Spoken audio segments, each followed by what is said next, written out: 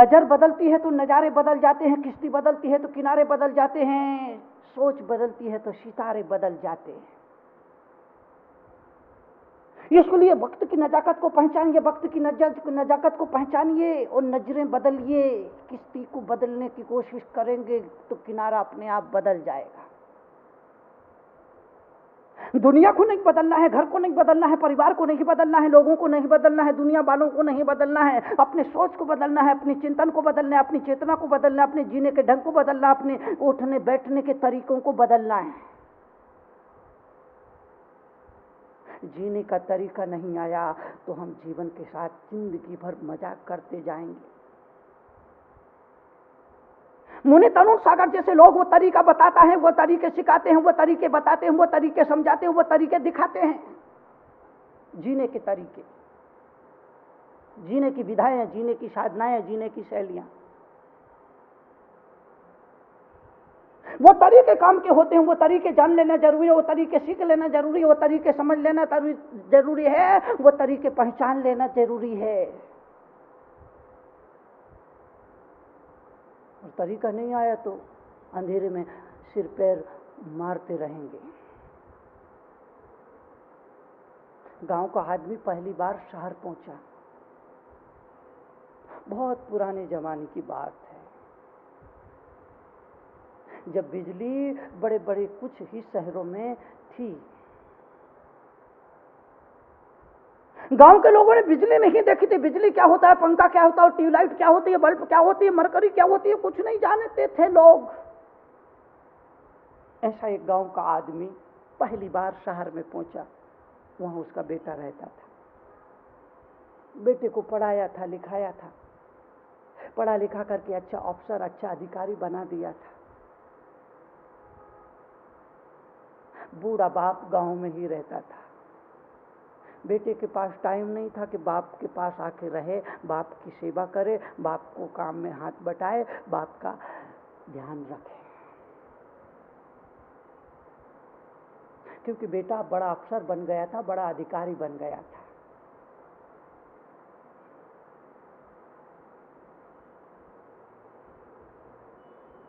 और अगर आप मेरा कहा माने, मैं आपसे जरूर कहूंगा, माँ बाप होने के नाते अपने बच्चों को पढ़ाइए, लिखाइए, पढ़ा लिखा करके उनको लायक बनाइए, पर इतना लायक भी मत बना देना कि वो तुम्हें ही नालायक समझने लगे। निवेदन करना चाहता हूं, गुजारिश करना चाहता हूं, वो माँ बाप जो अपने बेटे को अच्छी से अच्छी शिक्षा दिखाने के पक्षधर हैं, अपने इस बेटे को, अपनी औलाद को, अपनी संतानों को, अपने बच्चों को अच्छी से अच्छी, ऊंची से ऊंची हाई एजुकेशन दिलाने के लिए संकल्पित है, उन माँ बाप से निवेदन करना चाहूंगा, गुजारिश करना चाहूंगा। माँ बाप होने के नाते आपका फर्ज है, आपका धर्म है, आपकी ड्यूटी है, आपका कर्तव्य है बच्चों को खूब पढ़ाना, खूब लिखाना और पढ़ा लिखा करके उन्हें खूब लायक बनाना। मगर इतना लायक मत बना देना कि वो तुम्हें ही नालायक समझने लगे। और कुछ माँ बाप ये भूल कर बैठे हैं, पढ़ा लिखा करके इतना लायक, इतना लायक, इतना लायक, अपनी औलाद को इतना लायक बना दिया कि वो औलाद माँ बाप को नालायक समझने लगी है। सुबह शाम माँ बाप को रोना पड़ता है, खून के आंसू बहाना पड़ते हैं, क्योंकि बेटा सुनता नहीं, क्योंकि बेटा नियंत्रण में नहीं, क्योंकि बेटा बाप को नौकर समझता है, क्योंकि बेटा बाप की एक नहीं सुनता है, तो बुढ़ापा बिगड़ जाएगा। अगर इतना लायक बना दिया, अगर इतना लायक बना दिया कि वो तुम्हें ही नालायक समझने लगे, तो तुम्हारा बुढ़ापा बिगड़ जाएगा, बुढ़ापा नर्क हो जाएगा, बुढ़ापे में रोना पड़ेगा, बुढ़ापे में पछताना पड़ेगा। इसलिए मुनि तरुण सागर का ये वक्तव्य याद रखो। माँ बाप होने के नाते बच्चों को खूब पढ़ाओ, खूब लिखाओ, पढ़ा लिखा करके उन्हें खूब लायक भी बनाओ, मगर इतना लायक भी मत बना दो कि वो तुम्हें ही नालायक समझने लगे। यही हुआ उस बूढ़े बाप के साथ। बड़े शहर में उसका बच्चा रहता, बड़े शहर में उसका बेटा रहता था। एक दिन चल करके ढूंढ करके अपने बेटा के घर पहुंच गया।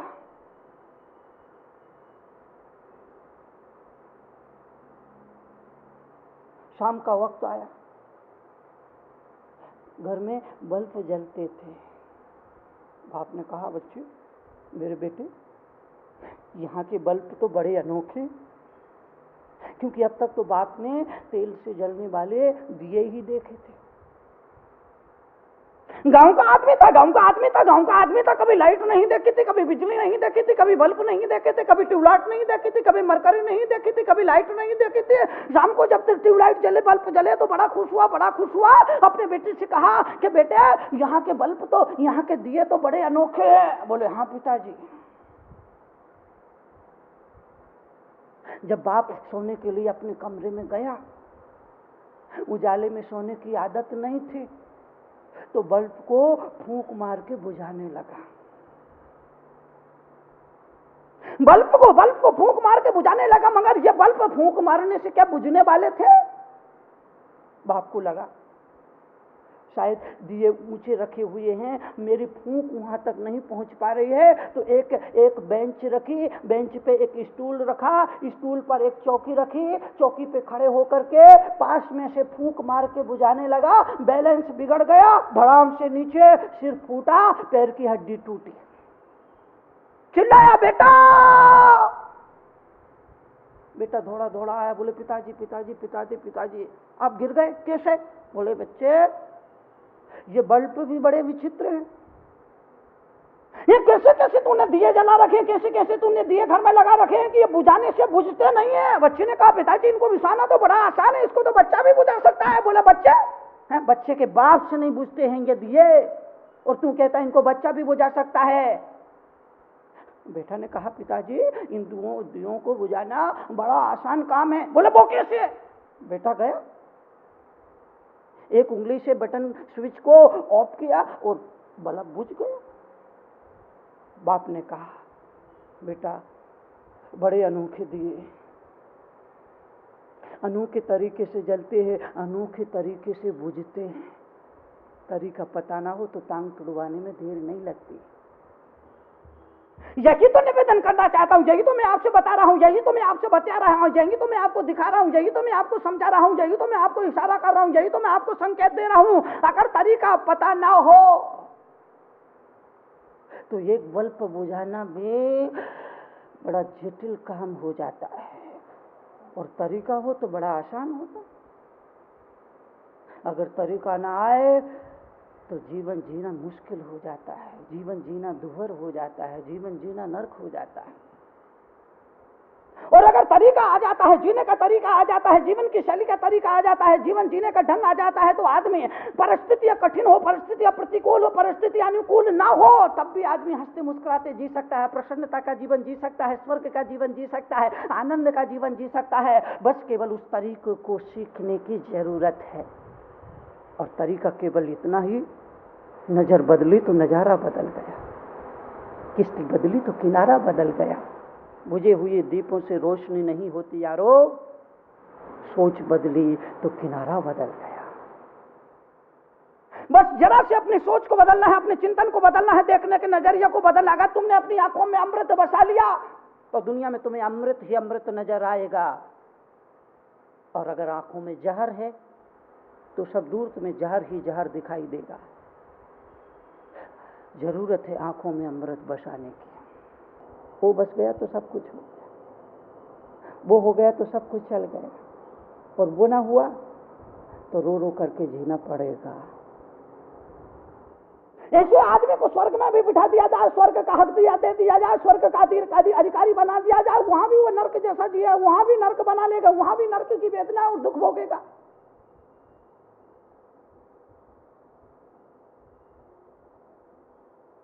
तो जीने का तरीका लोगों को मैं सिखाता हूं,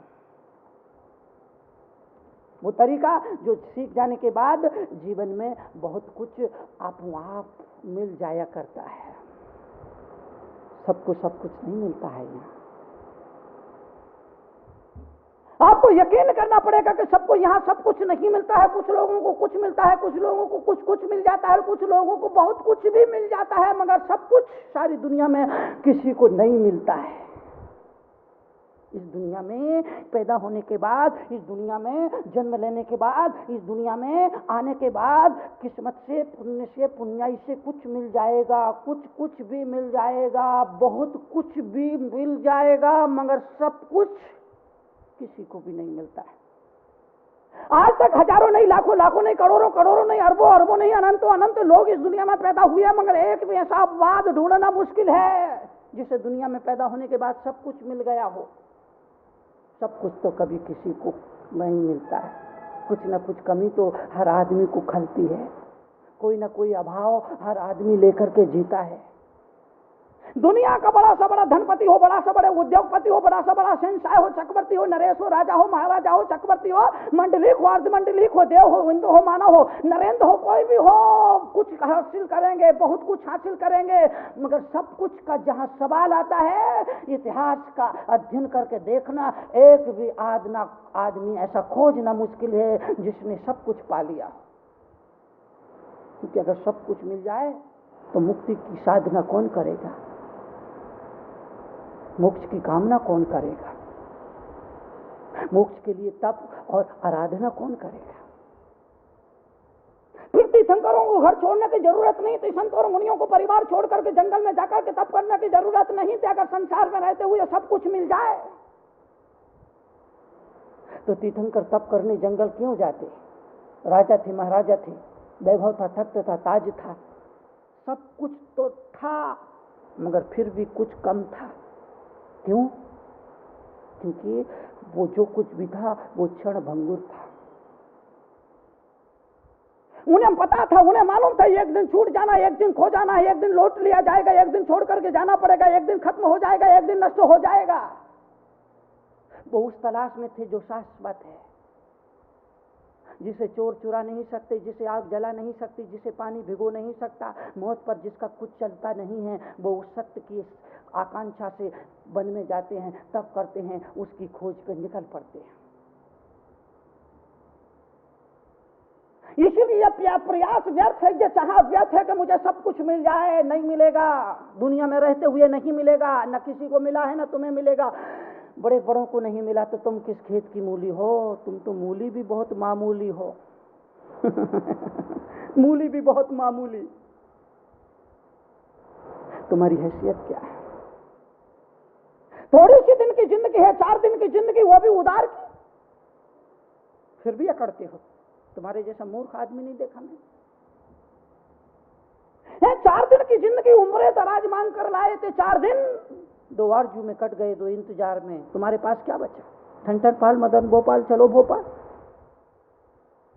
उम्र दराज मांग कर लाए थे, 4 दिन 2 आरजू में कट गए, 2 इंतजार में। 4 दिन की उदार जिंदगी लेकर के इस आदमी इस दुनिया में आता है, और उस 4 दिन की उदार जिंदगी पर फिर कितना करता है, कितना उछलता है, कितना शोर करता है, कितना डिंडोरा पीटता है, कितनी घोषणाएं करता है, कितना हल्ला मचाता है, कितना अहंकार पालता है, कितना दम्भ पालता है, कितना गरूर, कितना मान, कितना गुमान, कितना अभिमान, कितना अहम, कितना युगो, कितना मद, कितना घमंड। अरे बाप रे बाप, बहुत लंबी फहरिस्त बनती जाती।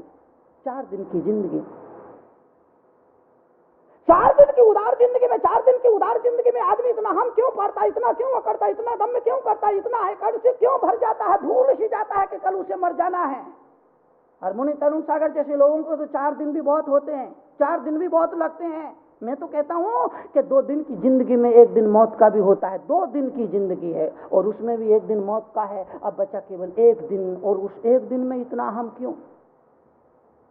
विचार करने जैसा प्रश्न है, विचार करने जैसी बात है कि 2 दिन की जिंदगी में 1 दिन मौत का निकल जाता है, अब बचा केवल 1 दिन। उस 1 दिन पर ही आदमी इतना क्यों करता है, इतना क्यों गरूर पालता है, इतना क्यों दम में रखता है कि जमीन पर चलता है मगर आकाश में अकड़ करके देखता है। अकड़ व्यर्थ, चलता जमीन में है मगर उड़ता आकाश में। आदमी भला छोटा हो मगर उसका अहंकार आकाश से भी ऊंचा हो गया है, आसमान से भी ऊंचा होगा। और जब आसमान से आदमी का अहंकार ऊंचा हो जाता है तो आसमान हंसता है और कहता है कि मेरे बच्चे जरा जमीन पर देख, तेरे जैसे कई लोग जमीन पर दफन पड़े, तेरे जैसे कई लोग जमीन पर मिट्टी में दफन पड़े हैं। ये वे लोग हैं जो अहंकार में अकड़ करके चलते थे, उनके ये हालात है। कल ये दुर्घटना तेरे साथ घटने वाली है, कल इस हकीकत से तुम भी गुजरने वाला, कल इस सच्चाई से तुम भी रूबरू होने वाला, इसलिए अकड़ व्यर्थ है, अहंकार व्यर्थ है। उपलब्धियों का उत्सव जरूर मनाइए, मगर इस बात को मत भूलिए कि कल ये सब कुछ खो जाएंगे। जिंदगी में आपको ने कुछ उपलब्धि किया, कुछ हासिल किया, उसका उपलब्धि के खुशियां उत्सव मनाइए, जरूर मनाइए, हर हाल में मनाइए, मगर ये मत भूलिए कि कल ये खो सकते, कल ये किसी और के हो सकते, कल इन पर से मेरा अधिकार खत्म हो सकता है। तो उत्सव अहंकार पैदा नहीं करेगा, फिर आदमी आदमी से जुड़ करके चलेगा। और आदमी जब ये जानने लगता है, ये मानने लगता है कि मैं अकेला हूं, मैं अकेला भोगने वाला, मैं अकेला देखने वाला, मैं सबसे बड़ा सेठ हूं, मैं सबसे बड़ा धनपति हूं, मैं सबसे बड़ा उद्योगपति हूं, मैं सबसे बड़ा ख्याति प्राप्त आदमी हूं, तो अकेला आदमी आदमी से टूट जाता है। फिर आदमी आदमी के साथ उठता नहीं, आदमी आदमी के साथ बैठता नहीं, आदमी आदमी के साथ जीता नहीं, आदमी आदमी से मिलता नहीं, आदमी आदमी को देख करके मुस्कुराता नहीं है।